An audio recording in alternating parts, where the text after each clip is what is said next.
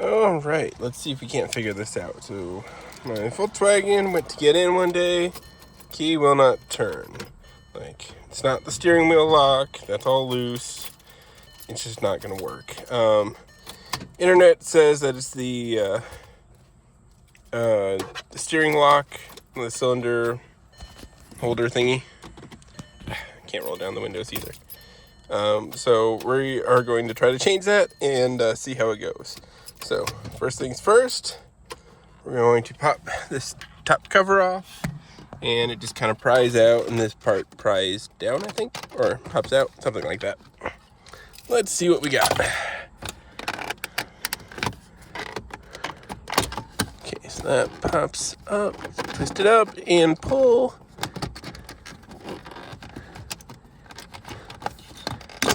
There we go. Pop this cover off. Probably gonna need something to get in here and pry. All right, so I had this random squeegee from doing tint. This thing's like 12 years old, and that allowed me to get in between and pop this top cover off. I just try not to break anything. And get that out of the way. And then there are two. So there's a Torx bit there, and one on the other side that holds this bottom cover. And I think there might be another screw there. I'm not sure yet. But I'll take that out. I think, yeah, we can turn the steering wheel. And that's how you know the steering wheel is not locked up, because the steering lock is not working. But we'll get the Torx in, take that one out, take the one out on the other side. All right, so there's one more screw down by the adjustment handle. Then that's out. I forgot to mention unhook your battery, because you're going to be doing this something to do with the airbag, as you can see by the yellow plug. There's a sensor that hangs on the bottom of the steering column. Then what I have to use is I have this little micro bit set I got from Walmart a number of years ago, and we're going to use that with a long extension to get the screw out of it. It's super tiny. Yeah, super duper tiny little thing. And then I'm gonna look up how I'm supposed to release this, because I know it has some sort of clip that you can break easy. All right, if you get anything out of this video, here's what it's gonna be. So this is a steering wheel angle sensor. Sits under there like that. This little clip. So you take your 90-degree pick, get in there, get around that plug, and you push right there, and that releases it.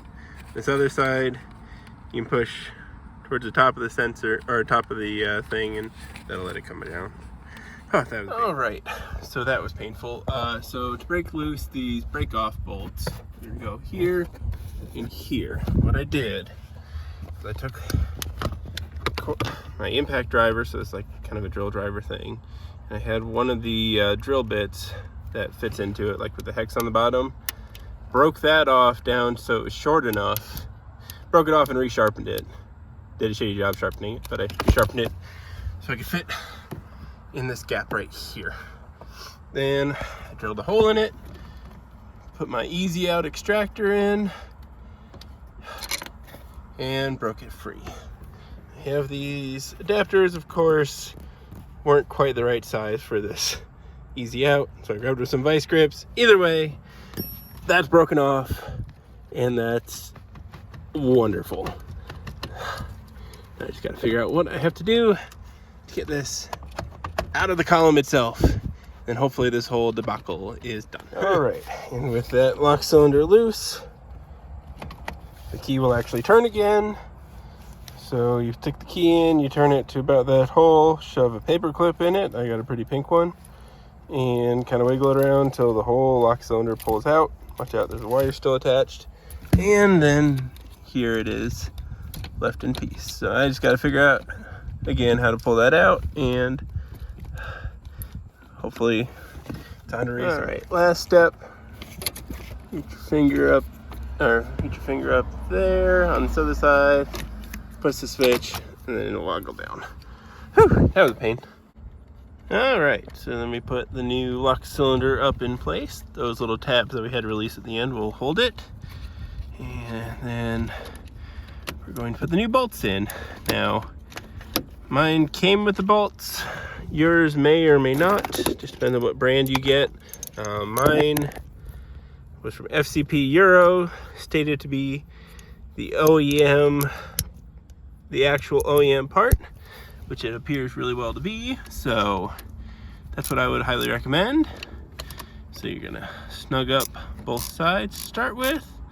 Then you're gonna torque this down to about 108 inch-pounds. Luckily, my handy dandy torque wrench.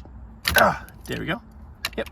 So until you hear that click, and that's a joke, these are shear bolts. So you tighten them till they break off. And try to get all the pieces out so they don't get caught on any mechanisms. And I would make sure you have those pieces. Now these are an inverted Torx. I don't have that, but a quarter inch 6-point worked great for that. Okay, now to put the lock cylinder back in, just gonna pull the paper clip. Don't forget to hook up your wire. Push that in. Little piece of metal. Yeah, there we go. There's a little piece of metal on either side where that plastic piece goes. Anyways, put it in. Now you test it. Obviously, battery's unhooked so it didn't turn over, but we have an ignition that turns. So progress there. Right, then our steering wheel position sensor snaps back into place. Pay attention to this plug for the ignition. It might not want to line up super well, so make sure you guide that in. Don't forget this teeny tiny little screw right there. Put that back. We'll throw the covers on and we are done. All right, so moment of truth. Starts right up, good to go. So steering wheel light, ABS, seatbelt, all that stuff will go away as soon as you drive the car a little bit. The only thing you want to be looking for is the airbag light. Assuming that's not there, everything's gone well.